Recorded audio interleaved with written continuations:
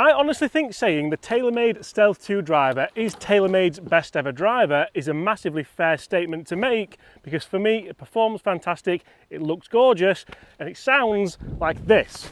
I also think saying the TaylorMade R1 driver was TaylorMade's worst ever driver is also a fair statement to make, because, well, we're going to get into the performance, but it looks like this and it sounds like this. So just how far have TaylorMade come as a driver company in the last 10 years? This driver was released in 2013, and as we all know, the TaylorMade Stealth 2 is flying off the shelves in pro shops, in Golf Galaxy, in PJ Superstore, and golf shops all around the world. If you don't think the TaylorMade Stealth 2 is TaylorMade's best ever driver, let's just say it is their most current one, which is why we are doing this very video. So we're going to do this both out here on the golf course and also here in the Golf Song Simulator to see just how much ball speed you may be losing if you have the 10-year-old TaylorMade R1, and just how much forgiveness you may be losing, spin rate, ball speed, and everything else.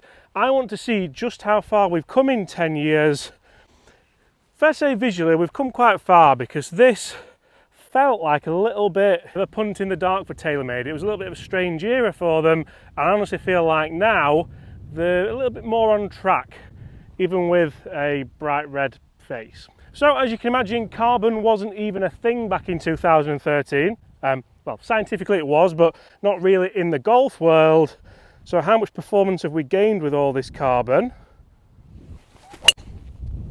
Now I've hit that pretty well. That's a nice fade down the right hand side of the fairway. We're into the wind. I'm not expecting miracles. I'm not expecting that to go a massively long way. The problem with it is I've hit that shot there, right out the middle of that club face, and it felt like it came off just a little bit dead. Now I did a video with this just the other day with my friend Gary Martin, who's also a PJ professional. Oh wow. Oh wow. All right! Oh dear.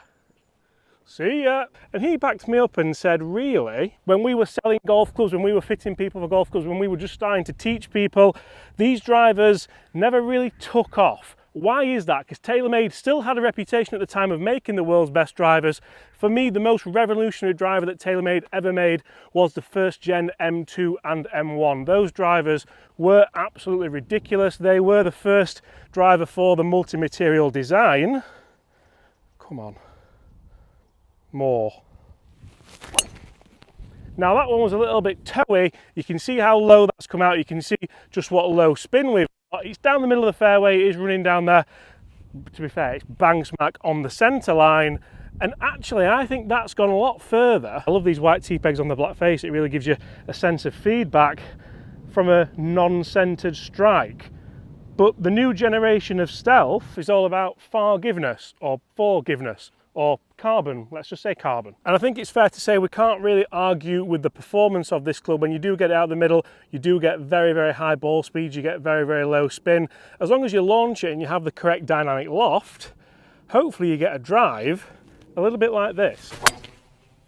You see that for a ball flight isn't moving in the air and is just about rolling down past the TaylorMade R1. Guys, this is going to be quite an interesting video. Make sure you do stay tuned for the numbers in the Golf Song Simulator. We're going to go to some different holes now, some more challenging tee shots, and see just how much difference there really is between these two Goliaths of their time. Let's even things up. Oh, there we go. There we go. Carbon face, carbon crown, carbon sole, carbon everything. Yeah, that's long. That's long and straight. And randomly for a change, we have 4 balls bang smack in the middle of that fairway. Wonderful.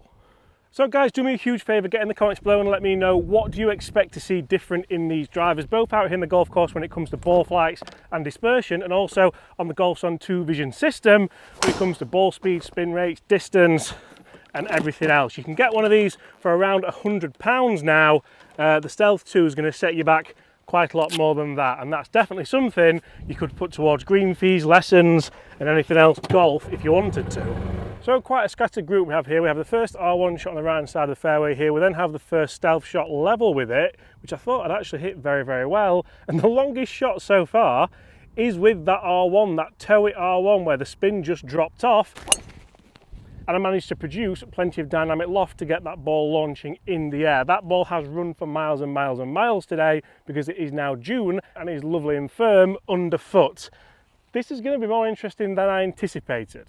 Don't go anywhere. Also hit that subscribe button. We're well on the way to 250,000 subs. I'd love you to be a part of it, and throw a like on the video. Why not? Next hole coming up.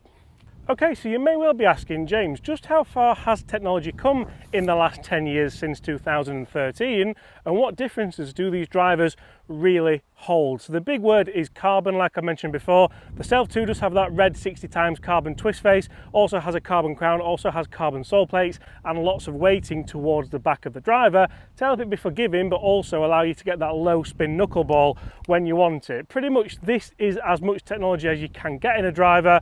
As for the R1, this thing had so much technology on it, they went too far. In my opinion, they went far too far. So this has adjustable loft, adjustable lie angle, adjustable weighting, adjustable face angle, and whatever you want to call that technology on top. I'm sure there was a word for it. I'd just call it a little bit of a hideous paint job. We'll go Stealth 2 first this time, and for me, one thing which all this technology has given us in the Stealth and Stealth 2 is a lovely sound. The TaylorMade drivers have sounded fantastic ever since the days of the M1, the M2, the M1 Generation 2, M1 Generation, you know what I mean, but also since M5, M6, M4, M3, and as for now with this carbon face,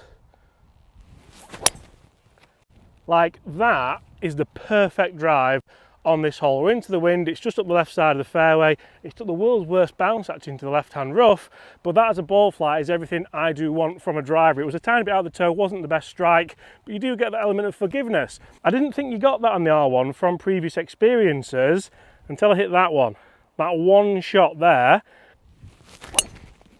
Now that one was a little bit toey, what's got me thinking, you know what, was this thing that bad? And did it look that ugly? Okay, the second one I'm going to go with, yeah. And the face angle sole plate at the bottom was an interesting idea, especially if you did sit the driver down at address, but I generally tee the ball high and like to hover a driver, so it would make no impact on me whatsoever. And I did see a couple of these come off back in the day. You know, if you duff them and stuff, that might be why TaylorMade decided not to go with them. But I suppose if you don't try these things, then you're never going to kick on technology-wise, are you? What was it Tom Ford said? If everyone had what they wanted, you would have a faster horse. I believe that was something along them lines anyway, so, right. Come on. Same shot.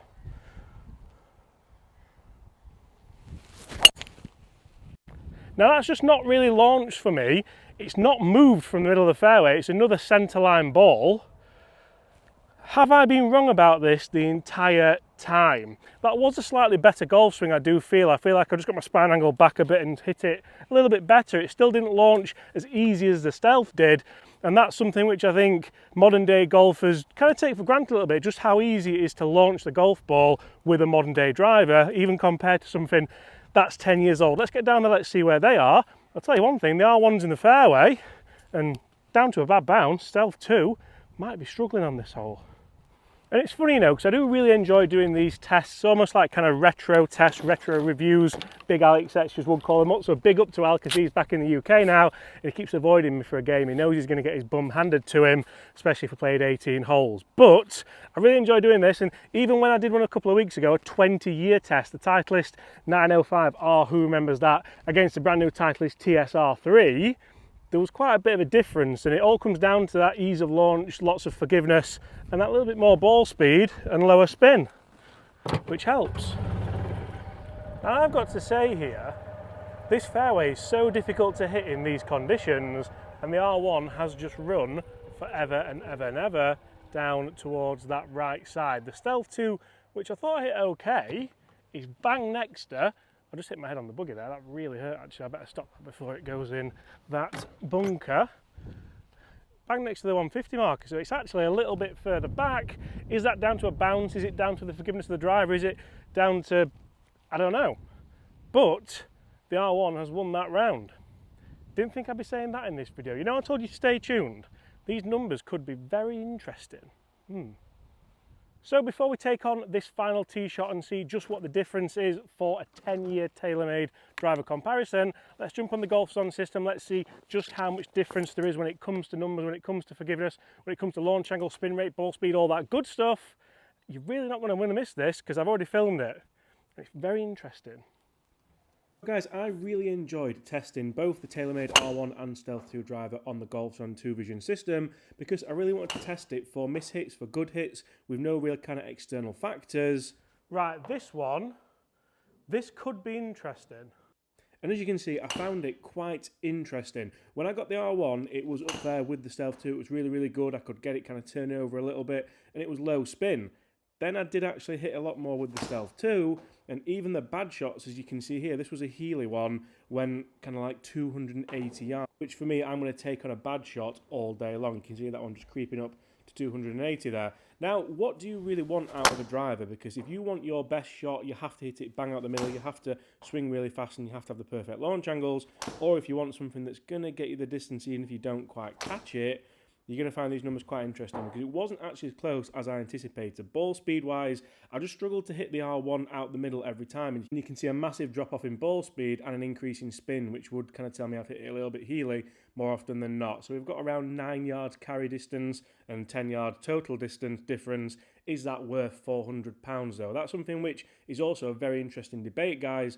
Would you spend that money to get those numbers, or would you be happy with the R1 for £100 and then go and get some lessons and see how you can get on?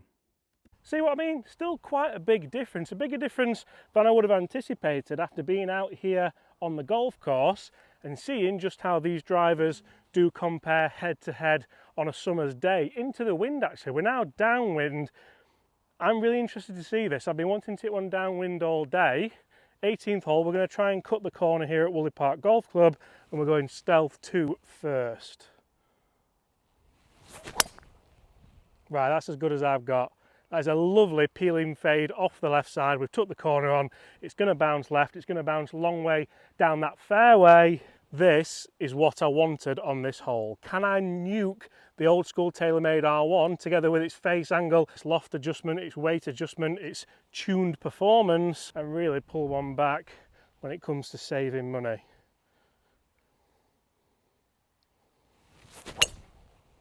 You see, that felt like a similar swing, and it's a little bit lower. It's not launched as well. It's kicked a little bit more to the right, probably had a totally different spin axis on it. Let's get down there, let's see where these are. I think TaylorMade may have just made the best driver ever for into the wind shots, and then you just struggle anywhere else. It could be quite an interesting debate, couldn't it? And I must say, in the video that I filmed just the other day with Gary Martin, my friend who's also a PJ Pro, we agreed that it's not a very good forgiving driver. And a lot of people actually in the comments said, you know what, James, Gary, I'm using the TaylorMade R1 and I have done since 2013 and I loved it. A lot of other people said, I hate it as well. So quite interesting that people who do like it have stood by it for so long. Maybe it's just a very niche driver that didn't really appeal to the masses. Who knows? So bearing in mind these felt like two pretty similar tee shots, we have the TaylorMade R1, which is on the fairway just up on the right hand side, and the TaylorMade Stealth 2. See, that's the big thing I was trying to get at. Yes, sometimes the R1 has been able to keep up and even outdrive the Stealth 2 in the right conditions, but they felt like similar golf swings. I'm not going to say exactly the same, but similar enough. And yes, you can say the bounce has done it on the Stealth 2, but you can also say that about the R1 back on the first hole we played. Very, very interesting, guys. Get in the comments below. What do you think? Would you spend £100 on the R1 as opposed to £500 on the TaylorMade Stealth 2? Apart from that, guys, thank you so much for watching. Smash that subscribe button. I'll see you all the same time tomorrow. Goodbye.